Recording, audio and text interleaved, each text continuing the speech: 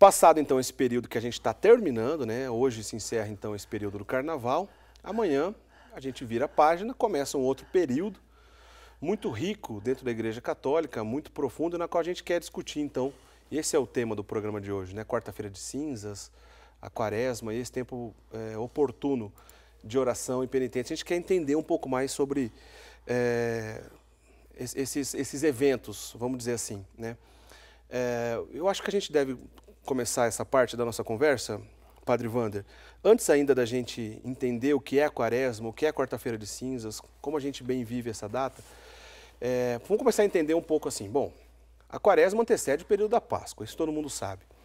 Mas o domingo de Páscoa, ele não é comemorado sempre na mesma data fixa. Cada ano ele cai numa data diferente, né? E a partir daí a gente entende e acaba compreendendo no calendário onde estão as outras datas, principalmente as datas mais importantes da nossa fé, como Pentecostes, etc. Queria que o senhor explicasse um pouco para a gente. Vamos entender, ajudar o nosso telespectador a entender isso também.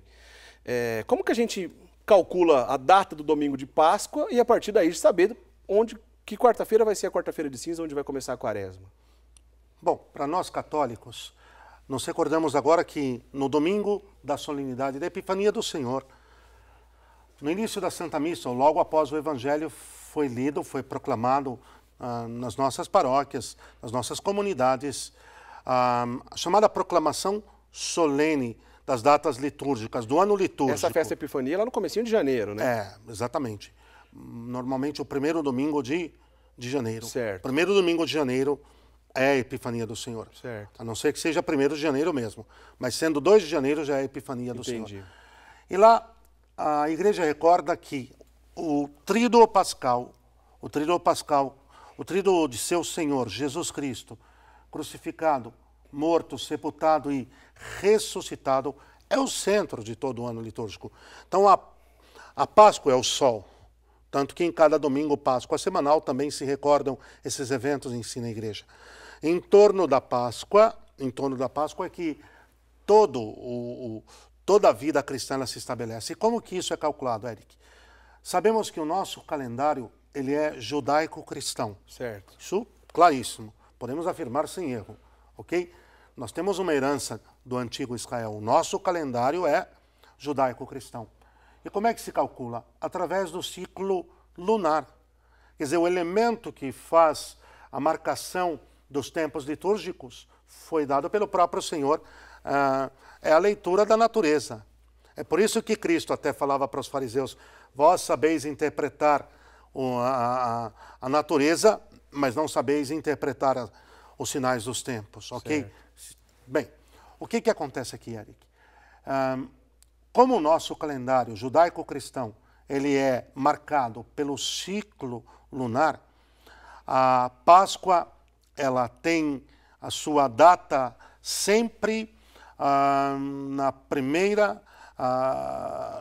no primeiro sábado após a primeira lua cheia, após o equinócio para a primavera no hemisfério norte, para o outono para nós. Esse negócio é meio complicado. Peraí, vamos lá, deixa eu ver se eu entendi. Bom, equinócio é aquele dia que a noite e o dia tem a mesma quantidade de horas, 12 horas certinho. Perfeito. Né? Isso é um fenômeno astronômico, então qualquer país do mundo a gente reflete esse fenômeno, né?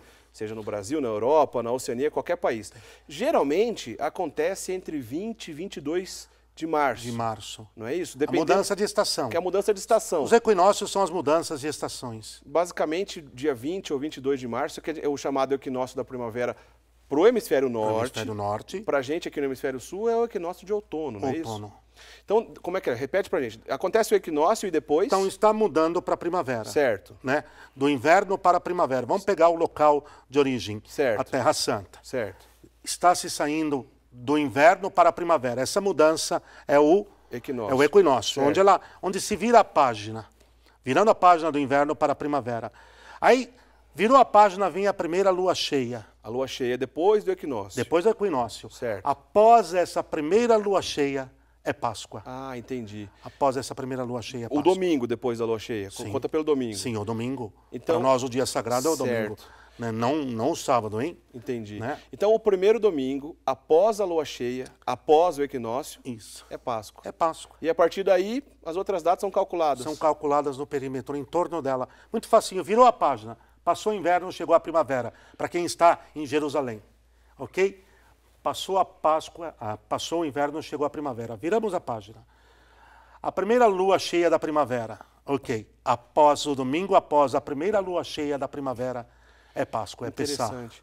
Por isso que o senhor lembrou da Epifania, porque nessa data, a gente vê lá no Vaticano, na festa da Epifania, geralmente é um diácono, né?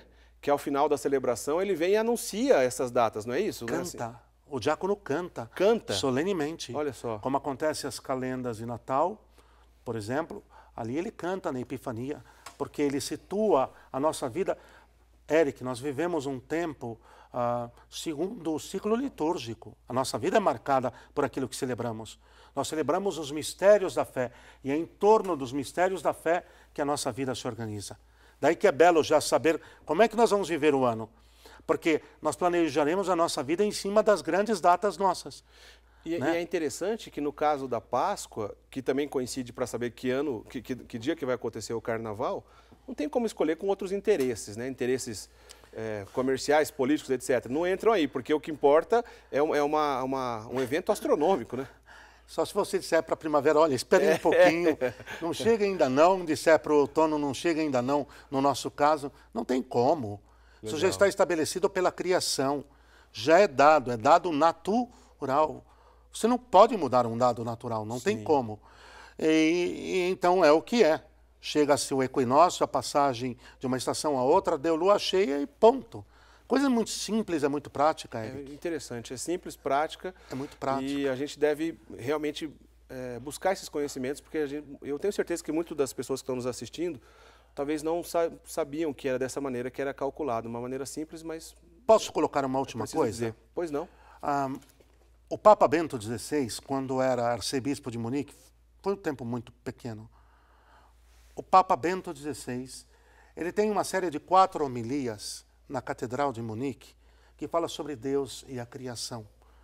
E parece que não, mas tem tudo a ver, porque quando Deus cria tudo em seu infinito amor, toda a natureza que vai colocar a serviço e aos cuidados do homem, é para que dela se utilize mais tarde também como um elemento associativo a tudo aquilo que nós celebramos.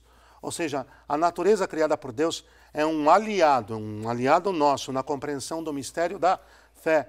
E ela interage, ela participa de uma forma muito objetiva na maneira como nós organizamos, na maneira como nós datamos esses eventos. O senhor lembrou até de um pormenor que tem a ver com o cinema, inclusive para... Isso, uma curiosidade, e a gente entra no aspecto da Quaresma. Sim.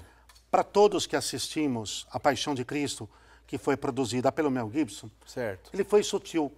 Ele foi sutil porque foi muito bem assessorado. Ele foi muito bem assessorado por um grupo forte. Eric, quando Nosso Senhor está ali no horto de Getsemane, no horto do pranto, no Jardim das Oliveiras, e ele vai começar a sofrer sua agonia, o Gibson dá uma tomada do céu. Certo. E a lua está cheia. Olha só. Isso foi sutilidade dele, para deixar claro que era a primeira lua cheia da primavera e que ali o Senhor começava a sofrer sua paixão, portanto, no domingo seria Páscoa. Olha, um detalhe rico e importante. Que legal que o senhor lembrou disso. Muito rico. Aliás, o filme inteiro vale a pena, né? A Paixão de Cristo de Mel Gibson é um clássico já, né? Clássico já. É um filme produzido em aramaico, a língua que o Jesus falava, cheio de detalhes riquíssimos, como o padre acabou de dizer, muito bem assessorado. É uma obra de arte mesmo. Mas é um detalhe, é uma curiosidade que vale a pena, não para deixar claro a questão da marcação através do ciclo lunar. Ficou muito claro. E ele foi sutil e usou, só para a gente pôr uma curiosidade nisso. Legal, bela curiosidade. Bom, vamos falar então sobre Quarta-feira de Cinzas. Amanhã é Quarta-feira de Cinzas. Queria que o senhor explicasse para a gente o que é a Quarta-feira de Cinzas. A primeira coisa é que, terminado o ciclo do Carnaval, na sua raiz, na sua origem, então o tempo onde ainda era possível se consumir carne, se iniciava tendo, veja, o domingo de Páscoa como retroagindo. Nós já vamos entrar na questão da data. Certo. Ok? É retroagindo. Se iniciava aquele tempo de penitência que quer acompanhar nosso Senhor nos seus 40 dias no deserto, quando ele vive profundamente por nós e para nós o aspecto penitencial, com todo o jejum, com tudo aquilo que ele teve de passar, Eric. E, desde o antigo Israel, não nos esqueçamos que existia um costume de penitencialmente se cobrir com cinzas. As passagens bíblicas do Antigo Testamento são enormes. Esther, antes de ir falar com o rei, antes de falar com Assuero, Artaxerxes, ela se veste de uma maneira paupérrima e se cobre de cinzas. Cobria o corpo todo de cinzas? A cabeça. A cabeça? Essencialmente a cabeça. Certo. Sobre a cabeça. Tanto que já nós vamos falar, o costume continuou. É verdade. O costume continuou. Para quê? Para lembrar que nós somos pó. E se Deus não nos sustenta, se Deus não nos mantém, se Deus tira o seu alento, o seu sopro de vida, nós voltamos ao pó. Tanto que é uma das antífonas possíveis de imposição das cinzas nesse dia. Então, uma tradição antiquíssima, remontada aos dias de Adão. Por quê? Me permita mais uma coisa. Pois não. Quando Caim mata Abel, e Adão reconhece que um irmão matou o outro porque foi plantada uma semente maligna de desobediência a Deus, Adão se prostra no chão e chora. Quando ele levanta o rosto, por causa de suas lágrimas, está todo manchado de lama. A lama que foi produzida por suas lágrimas. E nesse instante ele se recorda de onde ele veio, pela misericórdia de Deus, de onde Deus o tirou, e então a maneira como ele havia se comportado mal. Quer dizer, biblicamente tem uma fundamentação extraordinária. Quer dizer que todos esses detalhes, essa tradição da nossa história de salvação mesmo, né, bíblica e depois a tradição cristã, tudo isso está presente nessa celebração da Quarta-feira de Cinzas. Em plenitude. Plenitude. Se vive a Quarta-feira de Cinzas como, vamos dizer, uma recapitulação da história da salvação, Eric. E é muito belo, é muito profundo. E o caminho, o próprio caminho que passa-se a viver ali, remonta até mesmo, olha que coisa impressionante, a passagem do Mar Vermelho. A passagem pelo deserto até o Mar Vermelho. Aí o Mar Vermelho, a passagem do Mar Vermelho é Páscoa. Certo. Né? Certo. Mas esses 40 dias também, os 40 anos que Israel peregrinou pelo deserto. Entendi. Em atitude de purificação de toda a idolatria que viveu no Egito. Porque imagina se aquele povo chega daquele jeito, da terra prometida. Ia ser impossível. Uma coisa leva a outra, eu acho, né, padre? Vê se você está certo esse raciocínio. O nosso Senhor Jesus Cristo, quando passou 40 dias no deserto... A pão e água. A pão e água, eu acho que ele já tinha em mente essa relação com os 40 anos do deserto do povo antigo, não tinha? Sim, claramente. É que Cristo consuma tudo, mas tudo em si mesmo. Ele é a plenitude, ele é a perfeição, ele é a realização de tudo aquilo que Deus preparou no Antigo Testamento. Então, não só ele perfaz o caminho, quanto ele mesmo é o caminho. Esse caminho de plenitude de vida. Então, nele, ele se penitencia, não porque precisasse, mas para que nos mostre o valor, o sentido e a sacralidade desse caminho de penitência. Mas aí nós entraríamos nos números da Bíblia, talvez num outro momento. Certo. Mas o 40 aí está como um dado perfeito de um tempo de Deus. E é nesse tempo também que Jesus sofreu as tentações. Sim. Né? Sim. E ele também quis ensinar com esse sofrimento de tentações, primeiro, que ele era homem, estava sujeito a essas tentações. Natureza humana. Mas que venceu, né? Sim. Venceu. A tríplice tentação do deserto era uma conditio sine qua non, uma condição sem a qual não era possível nos ensinar o caminho da vitória espiritual sobre o tentador. Quer dizer, se Cristo não se permite ser tentado, o tentador ia usar um estratagema que não teria sido desmascarado. Ah, tudo bem, Deus, eu não dou conta de Deus, mas e o lado humano? Se eu joelhar, se eu ficar em cima ali, será se não vai ceder? E aí Cristo mostrou em si que não. E não cedeu. E venceu. Venceu o tentador. E venceu o tentador da única maneira possível. Na plenitude do Espírito Santo, cheio do Espírito Santo, do São Marcos deixa isso claro, e naquela total e incondicional fidelidade e obediência ao Pai. Que legal. Sem o Espírito Santo e sem a fidelidade e obediência a Deus, não há vitória sobre o tentador. Já entramos até num outro ponto aí. É verdade, mas é que todos esses assuntos são tão interligados, com uma riqueza teológica mesmo, tão profunda, tão maravilhosa, sim, que é difícil comentar uma sem comentar de outras coisas. Não, o senhor fica à vontade, por favor, comente mesmo. Bom, então, amanhã inicia esse tempo chamado Quaresma, com a quarta-feira de cinzas, com essa celebração. Antes da gente ainda voltar para a data, Quaresma e tudo mais, como que a gente deve viver bem essa quarta-feira de cinzas? Né? Como que a gente deve viver bem? Por exemplo, é um dia propício para a confissão? Né? Ou ainda o ideal seria esperar para confessar depois, se bem que a confissão pode ser qualquer época do ano, né? De acordo com a necessidade de cada fiel. Né? Mas, em linhas gerais, como o católico deve viver bem essa quarta-feira de cinzas? Primeiro, Eric, é você que nos acompanha e que amanhã vai começar a viver a Quaresma. Primeiro, é essencial dizer que a Quaresma é um tempo penitencial. Certo. É um tempo para se viver em penitência, em reparação, em purificação. E aí é preciso viver como a igreja orienta que vivamos. Quer dizer, não vamos inventar. Não se inventa. A igreja, a própria normativa da igreja já dá o caminho para que possamos viver bem esse tempo. Então amanhã, por exemplo, amanhã já não vamos comer a abstinência de carne e jejum, ok? O ideal é que façamos o jejum, mas no mínimo a abstinência de carne. Então explica, por favor, a diferença. Qual é a diferença entre abster-se de carne e o jejum, propriamente dito? O jejum é não tomar alimento nenhum, seja ele integral durante todo o dia, ou seja a abstração de uma das refeições. O jejum ele deve começar logo após, esse é o recomendável, o café da manhã desse dia. Porque senão ele não é o jejum de um dia, ele é o jejum de mais, porque só se fez alimentação no dia anterior. Bom, se alguém também aí vai dar sua generosidade, a igreja não o proíbe. Eu só digo que é bom estar bem orientado por um confessor prudente ou assim por diante. Jejum, não tomar alimento.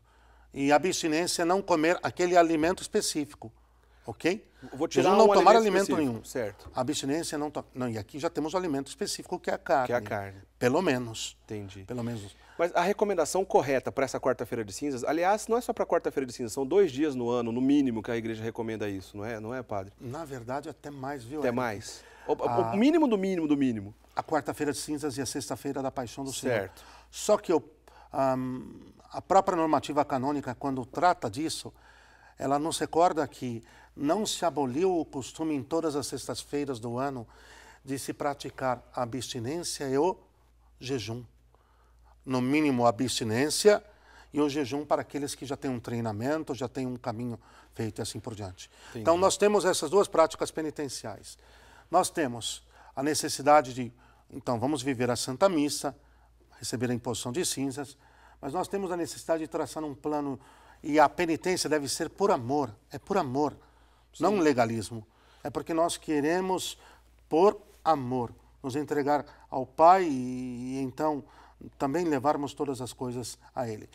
Preparar uma boa confissão e até, por que não dizer, preparar uma listinha de mortificações que irá se fazer durante esse tempo. Então, eu vivo a Santa Missa, o jejum ou a abstinência do dia, ok?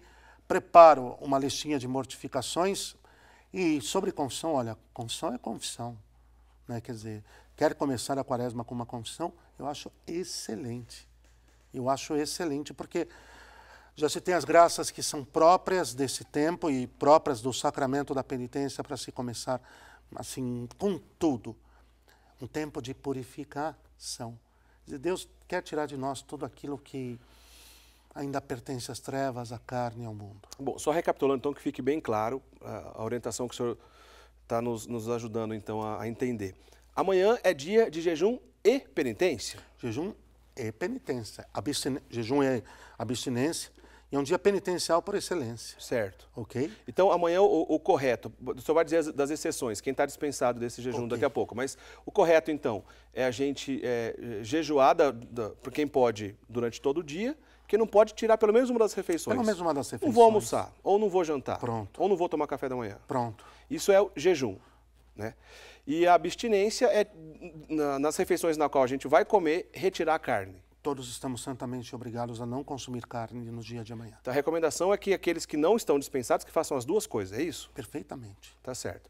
Bom, em linhas gerais, quem está dispensado disso? Tá, Eric, só para então deixar claro é que, boa, sua colocação foi excelente, é que se a pessoa tira uma refeição, certo, por isso que os dois se conjugam, o jejum e a abstinência?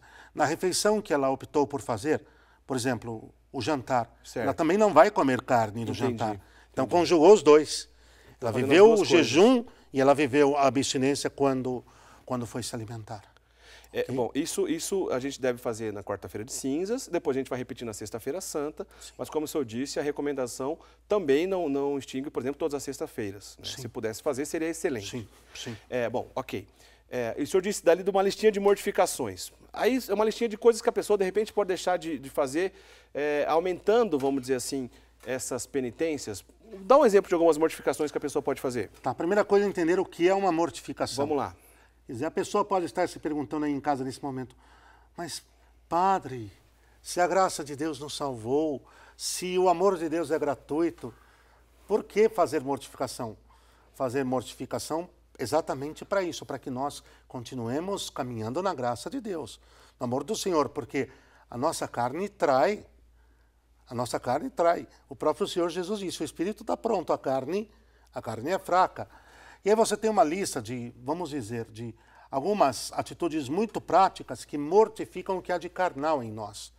O que há de ferido pelo pecado em nós. Quer dizer, aquilo que em nós, na nossa vontade, está vendida, está rendida ao pecado. E uma listinha muito interessante, por exemplo, você se abstém de doce. É uma mortificação. Mortificação. Você se abstém. Tem gente que eu já vi, falou que vai fazer... Falou, padre, fazer jejum de internet. Beleza. É uma mortificação. Não vou usar rede social durante esse redes período. sociais, né? E o WhatsApp, Facebook e companhia, ok? Tem gente, por exemplo, sim, acontece, que vai tomar banho frio a quaresma inteirinha. Se propôs, sim, tomar banho frio. E ponto, quer dizer, ainda que esteja quente, mas se propôs tomar banho frio. Tem gente, por exemplo, que se propõe comer aquilo que não gosta. Olha que coisa interessante, Eric. Olha só. Comer aquilo que não gosta. Isso são formas de dar um sinal verde para a graça de Deus. Eu estou querendo cooperar. Olha, interessante. Eu estou fazendo a minha parte. Então me ajuda, Senhor. Interessante. Me ajuda a me livrar de mim um mesmo. exercício profundo, né? Porque não é fácil, né? A pessoa odeia jiló.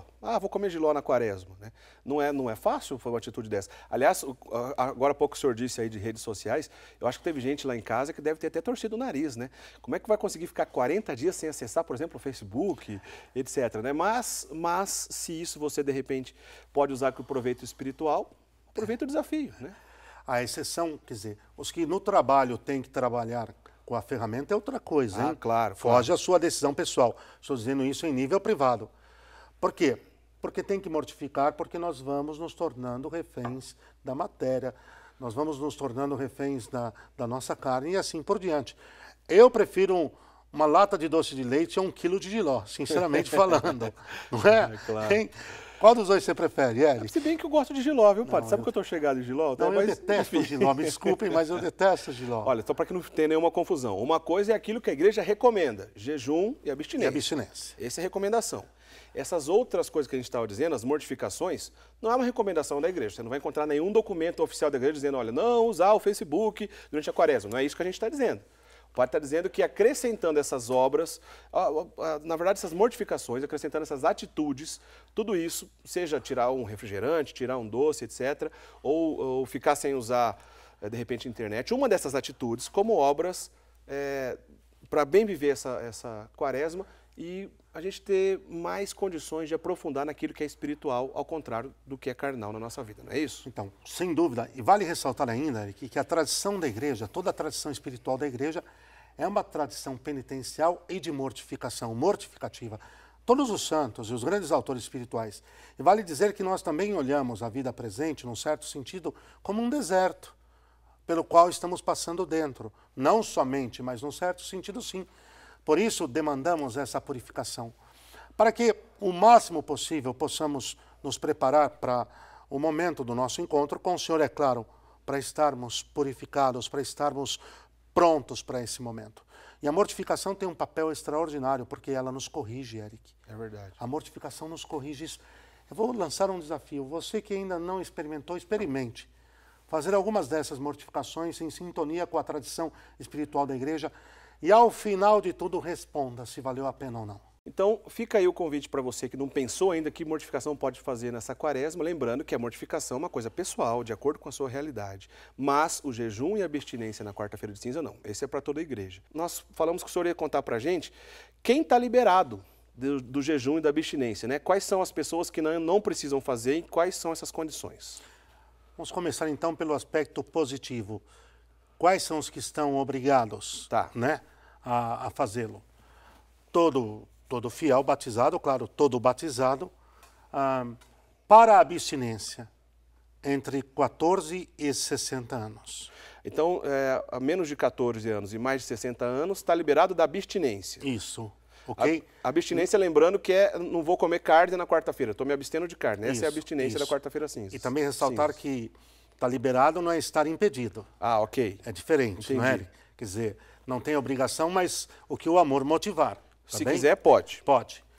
E para o jejum, entre os 18 e 60 anos. Ah, ok. Ok? Para o jejum há uma diferença, porque é um pouco mais 4 anos na questão do início do tempo para o jejum, porque entre 14 e 18 anos dá diferença biológica, organicamente, para a pessoa dá diferença. Isso é legal para a gente, desculpa interromper o senhor, mas de repente a rapaziada de 14 a 18 anos que está assistindo a gente é um bom aprendizado, né? Então, só recapitulando, de 14 anos até 60 anos, essas pessoas, menos de 14, né, e mais de 60, essas pessoas não precisam fazer abstinência de carne. Isto. Né? Estão desobrigadas. Desobrigadas, mas podem. Não impedidas. Podem, ok. Perfeito. E 18 a 60, em relação ao jejum. Abaixo de 18 e acima de 60 em relação ao jejum. Legal. Tá? E, bem, as exceções, Eric.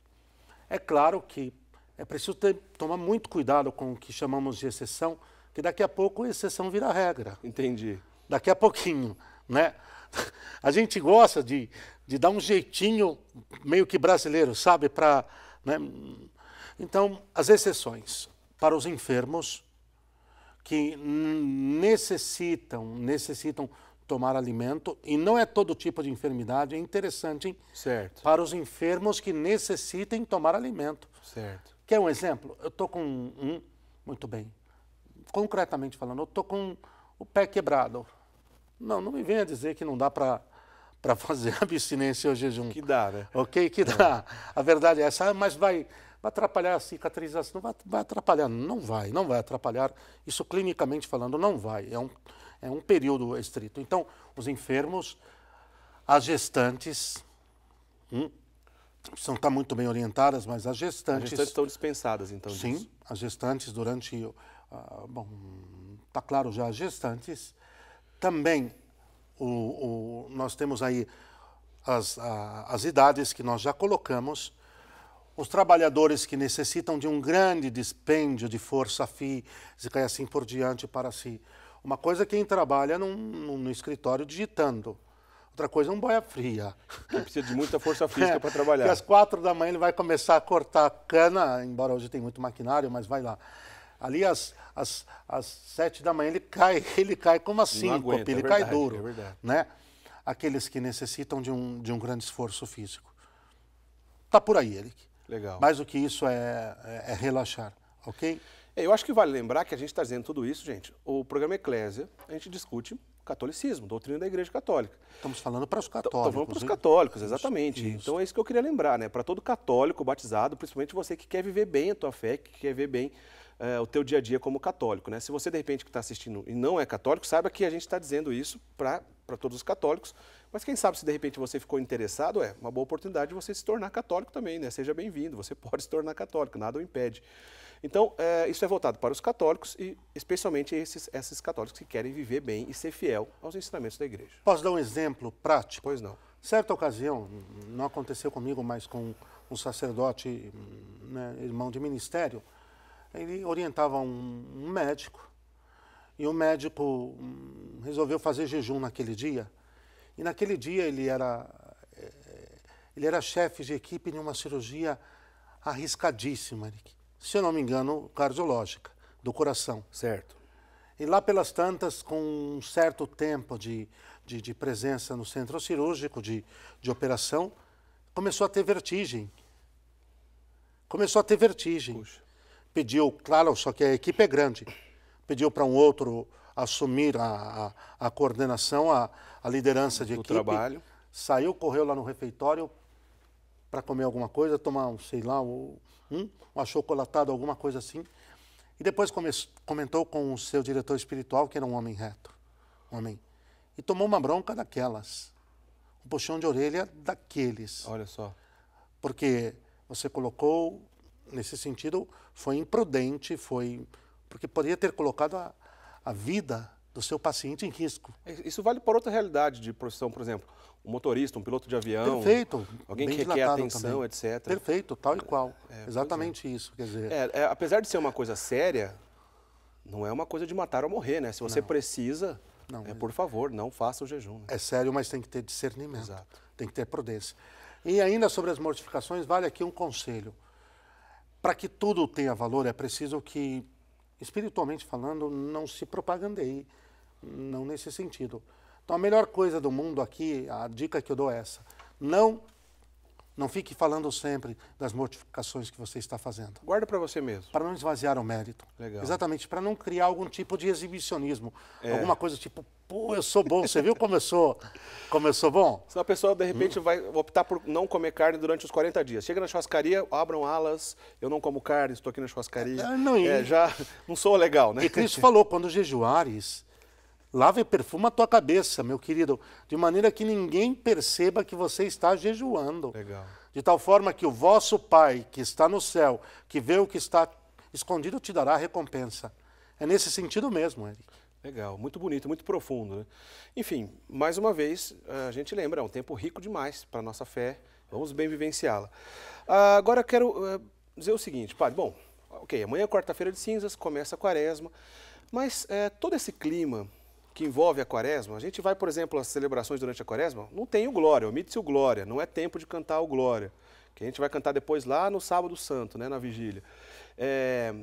As imagens cobertas com aqueles tecidos geralmente roxos, né, o padre usando roxo na liturgia, tudo mais, tudo isso não dá um clima um pouco de tristeza? A quaresma é um clima de tristeza? A gente tem que ficar triste na quaresma? De maneira alguma, muito pelo contrário. A quaresma é um tempo sóbrio. Sobriedade e tristeza são duas coisas totalmente distintas, hein? Certo. Não misturar as coisas. Recolhimento não é tristeza. Recolhimento não é estar com a cara... Quer dizer, ninguém precisa sair por aí, olha, com a cara amarrada. Eu estou na penitência da quaresma. Né? Quer dizer, você vai assustar, de maneira nenhuma. É um tempo para estar compenetrado, para estar recolhido, um tempo para você estar muito centrado, mas que tem uma alegria espiritual extraordinária. Extraordinária. Bom, basta dizer, depois até podemos falar um pouco mais sobre isso, Eric, mas a comissão que estudou o Sudário de Turim, certo. O dado é relevante por quê? Porque chegou a uma conclusão na relação entre a dor, tudo aquilo que quem foi envolvido no Sudário de Turim, a comissão coloca assim, nós sabemos que foi Nosso Senhor, quem foi envolvido no Sudário de Turim, o sofrimento que ele recebeu na relação com a sua expressão facial, impactou-os e foi o único dado que eles não conseguiram ter respostas. Olha só que interessante. Em que sentido? Posso colocar isso? Claro. A Sturp, que analisou o Sudário de Turim, a comissão, o chefe que liderou a equipe disse, só para uma pergunta eu não encontrei resposta, nem eu nem minha equipe inteira. É que o rosto daquele homem que foi envolvido no Sudário traz uma paz e uma alegria tão profundas que são a priori incompatíveis com todo o sofrimento que o seu corpo recebeu. Legal. Um ateu, hein? Conseguiu identificar uma expressão serena no de uma serenidade, de uma paz, de uma profundidade extraordinárias.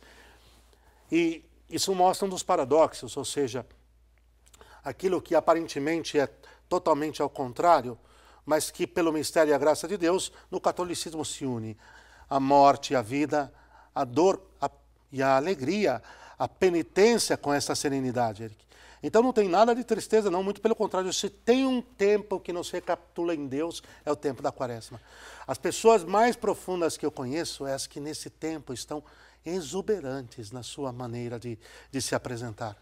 Isso é assim, é uma loucura a gente pensar isso assim, se a gente for discutir isso fora de ambientes religiosos. Porque se a gente lembrar também de outros relatos, no início do cristianismo, que a gente ouve, por exemplo, a gente lê nos livros, que os cristãos eram ascendidos mesmo, como velas acesas nas ruas, pendurava o corpo do cristão pegando fogo para que iluminasse mesmo aquela rua, já que o cristianismo, como todo mundo sabe, o catolicismo nos primeiros séculos era muito perseguido, os imperadores matavam muitos cristãos, matavam o sujeito queimado, pendurado lá no poste para que fosse iluminado, e há relatos de pessoas que viam essa expressão de serenidade com a qual o senhor disse agora, inclusive essas pessoas pegando fogo. É uma coisa maluca de pensar isso. Eric, a penitência, ela é fonte de alegria.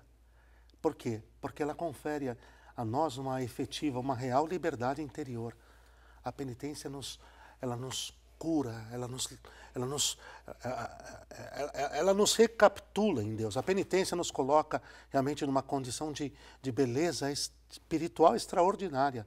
Então não tem nada de tristeza, é um tempo de recolhimento, de muita sobriedade, um tempo de foco. E o roxo é uma expressão disso.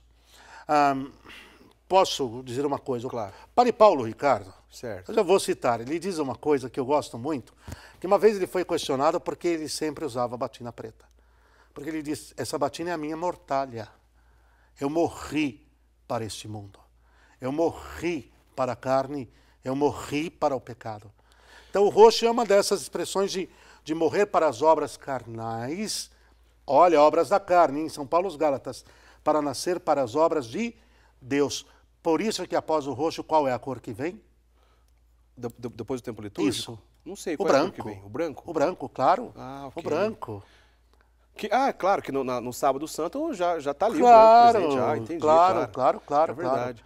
Claro. É interessante isso, né? Porque é uma cor, nada mais que uma cor, mas reflete toda essa mística por trás disso. Né? Um símbolo. Um símbolo que expressa uma realidade, um símbolo que transcende a sua própria realidade material, que vai para além. Aquele roxo está dizendo, está morrendo algo e algo vai nascer. O que está morrendo? O homem velho. O que vai nascer? Um homem novo. Que legal. Um homem novo. É interessante o senhor lembrar essa passagem aí do padre Paulo Ricardo, né? O padre Paulo Ricardo é um sacerdote da Diocese de Cuiabá, muito atuante na internet, através de cursos também, que vive de uma maneira muito bela o seu ministério, na qual a gente manda um abraço para o senhor, viu, padre Paulo Ricardo? Comentou a questão do preto, né? E, aliás, a gente aprende também, sim, porque a maioria dos sacerdotes, não só na batina, mas como na veste clerical, como o senhor está usando, por exemplo, também, o preto tem essa sensação da mortalha, né? Essa conotação da mortalha. Né? Muito interessante. Agora, o roxo a gente vê presente também nesse tempo da quaresma, em algumas igrejas mantém-se o costume, que já é um costume antigo, de cobrir as imagens. As imagens de Santo Antônio, Santa Clara, etc., as imagens que a gente encontra na igreja, nesse tempo é coberto. O sentido também está parecido com essa história de penitência. Sim, por quê? Por que se cobrem as imagens? Quer dizer, dentre tantos detalhes, o mais importante. Porque a igreja centra o mistério no Filho de Deus, que por nós entrega a sua vida. E toda a igreja, quando eu cubro as imagens, a imagem não é o santo, é um sinal, um símbolo da sua presença na eternidade, da sua pertença à glória de Deus para sempre.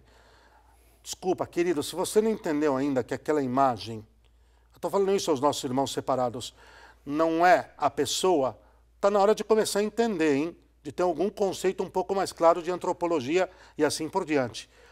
O que nós estamos colocando aqui é que ao cobrir as imagens, nós estamos simbolizando que a igreja vive a paixão com o seu Senhor, Eric. Toda a igreja. Olha que coisa bela. Nós estamos dizendo que a igreja no céu, não porque já está na glória, mas a igreja sobre esta terra. E até porque, no caso das próprias almas que estão no purgatório, todo o bem, toda a força do Cordeiro de Deus que se atualiza no mistério pascal que nós celebramos, os atinge diretamente. Sim. Por causa da comunhão dos santos. Ok? E essa tradição de cobrir as imagens, primeiro é para focar em Cristo. E segundo, para dizer que toda a igreja vive a paixão com o seu Senhor. Vamos lá, vou fazer a pergunta ao senhor clara e objetiva, como nós recebemos aqui por diversas vezes durante o ano, Padre Wander. A Bíblia não proíbe fazer imagens? Que história é essa dos católicos que andam fazendo imagens durante todo esse tempo na qual existe a igreja e a gente não acaba adorando esses santos? Católico não adora santo? Isso não está errado, Padre Wander? Boa. Bom, eu lanço um desafio para o Eclésia, Eric. Fazemos no futuro um programa só sobre a questão das imagens, mas todo sobre a questão do culto aos santos e às imagens. Mas vamos simplificar um pouco, vamos tentar responder de uma forma geral o que isso significa, tá bem? Vamos lá. Primeiro, quando no livro do Êxodo, existe a proibição dada pelo Senhor a Moisés, ligada ao mandamento, não farás para ti escultura de tudo aquilo que está acima da terra ou debaixo bem do céu. O texto muito claro quando nós temos no capítulo 20 do Êxodo a prescrição dos mandamentos. A primeira coisa é, Israel vinha do Egito, mais uma daquelas culturas e civilizações politeístas. E em todas as civilizações politeístas, ou seja, que tentaram encontrar o caminho de volta para Deus por si mesmos, porque no fundo foi isso que aconteceu nessas culturas. Tentaram encontrar o caminho de volta para Deus por si mesmos, e aí falharam, porque aí foram multiplicando cada vez mais uma experiência mais vazia, uma experiência mais absurda, foram multiplicando os seus falsos deuses a partir de crenças ocas. Eu vou dar um exemplo. Sim. Em todas as culturas antigas, a egípcia, a persa, a babilônica, a romana, as forças da natureza eram cultuadas como deuses. O sol, a lua, o vento, as águas, que é um exemplo, para os egípcios, Ra, a lua, Kenaton, o sol, deuses. Por que o Gênesis vai falar que Deus criou o sol e a lua, um luzeiro para presidir o dia e outro à noite? Para dizer, Deus coisa nenhuma. Quer dizer, Deus é Deus, são criaturas das suas mãos. Quer dizer, colocar a criatura no lugar do Criador. Né? Eu quero colocar isso aqui de uma forma muito clara. Era preciso purificar um povo que conviveu com a idolatria egípcia. Quer ver como isso é real? Essa questão da adoração aos falsos deuses, tendo tomado até as forças da natureza como deuses. Os astecas, lá na grande cidade do México, nas ruínas de Teotihuacan, estão as duas grandes pirâmides. Como é que se chamam, Eric? A maior se chama El Sol e a menor chama-se La Luna. O Sol e a Lua, identicamente a todas as outras culturas de época. O que Deus proíbe, está muito claro no texto bíblico, o que está no céu, acima da terra, exatamente é cultuar os astros, o sol, a lua, cobra. Existia um templo nos dias de Abraão dedicado à deusa cobra, imagina que loucura.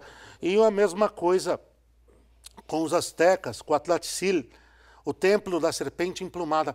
Cultuar uma cobra, a serpente como Deus. Então, até que se purifique, era preciso que o Senhor tomasse uma medida intransigente. Certo. Imagem nenhuma, só que o termo original que é aplicado equivale aos ídolos, não à imagem em si.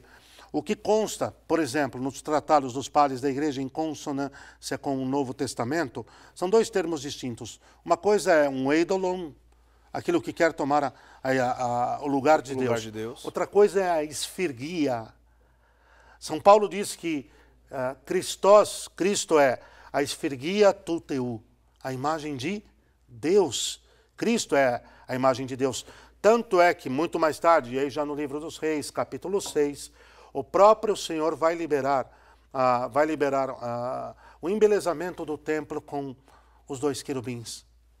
Com os dois querubins à sua entrada, e aí as imagens dos bois e dos leões. Aí precisa entender um pouco que isso era até algo presente na época. Certo. Então, o primeiro dado é que a proibição está ligada a uma idolatria. A uma idolatria. E Íris e Osíris e Kenaton e Ra, e daí por diante, nada, acabou. E a presença de Deus, do único e verdadeiro Deus, espiritualmente junto ao seu povo, é o que basta. É mais ou menos aquilo, quer dizer, para você curar um vício, você não pode fazer concessões. Você tem que extirpá-lo totalmente ou você não extirpa. Mais tarde, o próprio Senhor não só permite como abençoa a utilização de imagens. Daí que quando na tradição católica, já desde o primeiro momento, e basta-se voltar às catacumbas, nas catacumbas, Eric, as imagens, as pinturas primitivas, de uma maneira bem rudimentar, bem rústica, mas elas já estão presentes. Vai cair naquilo que os padres da igreja ensinavam, que as imagens são as escrituras dos iletrados, dos analfabetos. porque pela imagem se transmitia aquilo que estava querendo se transmitir. E numa sociedade que não era difícil encontrar analfabeto, inclusive. Né? Não, muito pelo contrário, uma grande quantidade.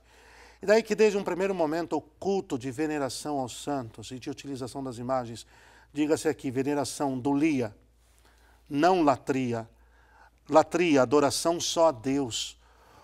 Por isso que não é uma idolatria, porque nós não adoramos santo nenhum. Os santos são nossos irmãos, batizados, crentes como nós, que honraram e amaram e serviram a Deus, estão na sua glória.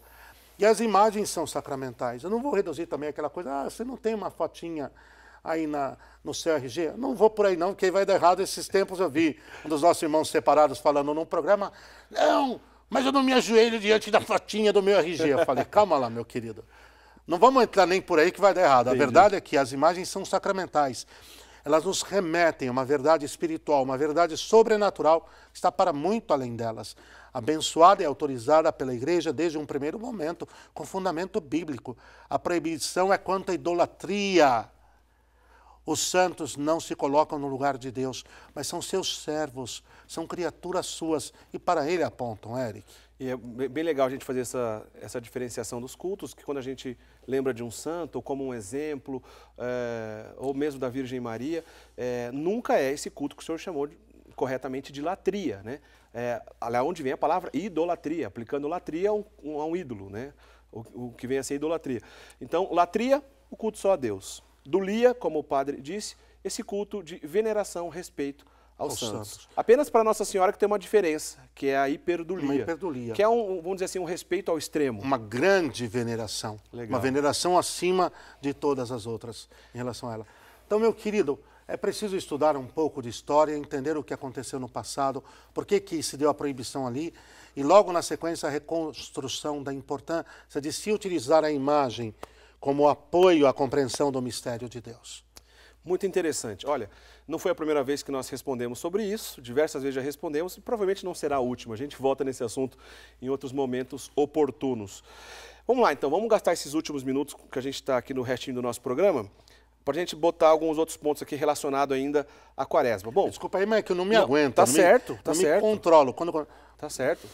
Fez muito bem, nós perguntamos, a gente queria ouvir a resposta, foi muito bem. Não, mas eu não me controlo, eu estou falando sério. Porque a coisa é séria, né?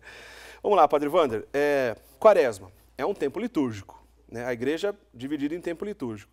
Agora, essa questão do tempo litúrgico, de onde se remonta? Sempre foi assim? É do início do cristianismo? O que o senhor pode dizer sobre isso? Então, desde um primeiro momento, já por exemplo, do final do primeiro século, já se tinha claro que a igreja vivia o tempo da penitência do Senhor, que a igreja vivia o mistério da paixão com intensidade.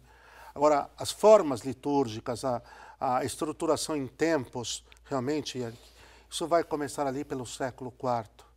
A partir do século IV, certo. E a nossa estrutura ela vai avançando, nós chegamos aí ao século XI, século XII, ok? E a divisão de todo o ano num calendário espiritual. O tempo litúrgico é um calendário espiritual. Um relógio, né? Um relógio, exatamente isso. Não é outra coisa senão uma maneira de nos auxiliar, de nos ajudar a viver bem os tempos segundo as graças que Deus vai nos dando. Por exemplo, só para nós compararmos, a penitência quaresmal, ela tem um matiz, ela tem um sentido de matar o homem velho em nós. Diferente da penitência do advento, que tem uma conotação de nos manter acordados, esperando o Senhor. Em vigília, espera, né? De não cochilarmos na consumação, na compração, na comilância e assim por diante. Você vê como é diferente? É verdade. É diferente, são dois tempos penitentes, mas a conotação que se dá a um é bem diferente da que se dá a outro. A Quaresma não, é uma penitência mesmo para dizer, vai morrer o homem velho. Vai morrer o homem velho. E um outro aspecto disso é que mesmo que entra ano, sai ano, a gente repete, nunca fica num ciclo parado. Não. Eu até lembro aqui... Dinamicíssimo. Super dinâmico. Eu até me lembro agora de um antigo pároco da minha juventude. Aliás, eu mando um abraço para ele, que estava vivendo lá no Lar dos Jesuítas, lá em Belo Horizonte, o padre Arthur Sampaio. ele sempre dizia uma coisa legal assim, em relação a isso, que o relógio litúrgico da qual ele chamava é feito em forma de espiral, porque assim a gente vai sempre subindo, a gente vai sempre evoluindo. Excelente. Então, quando a gente pensa no relógio litúrgico, no tempo litúrgico como uma espiral, é algo que nos leva, né, para o alto. Para o alto, a gente pensa nessa necessidade de viver bem esse tempo. Né? Excelente a comparação. É verdade. E, em cima disso, só se lembrar que Deus fala no Apocalipse, faço novas todas as coisas. O que foi ontem já não será mais o que foi hoje. O tempo quaresmal, que nós vamos começar amanhã, vai ter as suas graças atuais, próprias, para esse tempo, que não foram as do ano passado. E nem serão do ano e seguinte. nem a dos próximos anos. Interessante. Porque isso. Deus faz novas todas as coisas, Eric. Nesse período também da quaresma, além do jejum, penitência e tudo mais que a gente já conversou sobre o programa, outras coisas a gente pode viver bem também. É tempo propício para isso, né, padre? É chamada obras de misericórdia, não é isso? As obras de misericórdia, as 7 espirituais e as 7 corporais. Também é preciso dizer isso. E eu até vou complementar aqui com as mortificações. Também as mortificações têm as interiores e exteriores, as físicas e as interiores, e as ativas e as passivas. Isso explicamos em outro momento. As ativas, aquelas que você escolhe, e as passivas, aquelas que Deus manda, ok? Daqui, Eric, que nós inferimos uma certeza que é importante. As obras de misericórdia fazem parte do patrimônio espiritual, do patrimônio penitencial, do patrimônio vivencial da fé cristã. E aí temos como das corporais, dar fome, dar de comer a quem tem fome, visitar os enfermos e assim por diante, sepultar os mortos, como as espirituais, corrigir os que erram, ensinar os ignorantes, ok? São 7.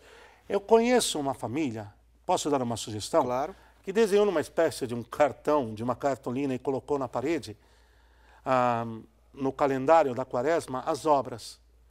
E durante cada dia da semana viver uma delas. Olha que interessante. E ao final do dia, ao fazer o exame de consciência, marcavam se tinham vivido ou não. Sim. Então você pode, se não tem aí hoje, bom, hoje não tem, mas se não tem, não vai ter como arrumar. Amanhã dá uma corrida na papelaria aí e fazer o seu. Boa ideia, fazer fica visível a coisa. Sim, né? Legal. sim. Ô padre, também, já encerrando mesmo, que a gente está nos últimos minutos aqui do programa, queria que o senhor fizesse um comentário sobre a oração da Via Sacra, né? Que é um costume também desse período. Geralmente faz de quarta e de sexta-feira. E, aliás, a gente aprofunda nos mistérios da Paixão de Cristo, pode ser durante o ano todo. Mas esse tempo também é propício para isso, né? Um dos mais salutares exercícios da piedade cristã. A forma como nós a rezamos hoje, com as 14 estações, remontam ao século XI, mas desde o primeiro século, como foi dito em relação aos tempos litúrgicos, também a Via Sacra já era uma tradição. A forma definitiva remonta ao século XI, como nós rezamos hoje, e ao tempo dos cruzados, que aí vão retomar o caminho de Cristo na sua paixão dentro de Jerusalém, que é exatamente o que os peregrinos que hoje visitam a cidade sagrada o fazem, tá bem? A Via Sacra, todos os santos a aconselharam. Um exercício de fé e de piedade incomparável na luta contra o pecado, na luta contra o demônio, na luta contra as trevas. E além de ter aquela capacidade de nos mergulhar no mistério da entrega do Filho de Deus, rezada durante o tempo da quaresma, nos dias prescritos, ela porta também as suas indulgências, Eric. Quando a gente fala em indulgência, também é um assunto recorrente aqui no programa. Explica pra gente, em linhas gerais, como faz para lucrar essas indulgências? O que é preciso ser feito para a pessoa conseguir alcançar as indulgências? Não, é muito simples. Nós vamos falar das indulgências ligadas, então, à Via Sacra, tá bem? Certo. É muito simples, olha. A primeira coisa é que precisamos estar em estado de graça. Quem não se tem como... E aí é preciso estar com a confissão em dia. E, de qualquer maneira, se confessar no perímetro até 9 dias depois da data específica. Mas vamos fazer o acordo, então. Olha, está confessado, é melhor. Para manter o estado da graça é a confissão, que precisa estar confessado, melhor remédio. E nem, quer dizer, precisa estar confessado, nem titubeamos quanto a isso. Certo. Depois, rezar a Via Sacra num oratório, diante das estações, se possível, ou se não, diante do tabernáculo, ou diante de um crucifixo. Diante de um crucifixo. Legal. É preciso rezar nas intenções do Santo Padre, o credo, um Pai Nosso, um Glória e uma Ave Maria.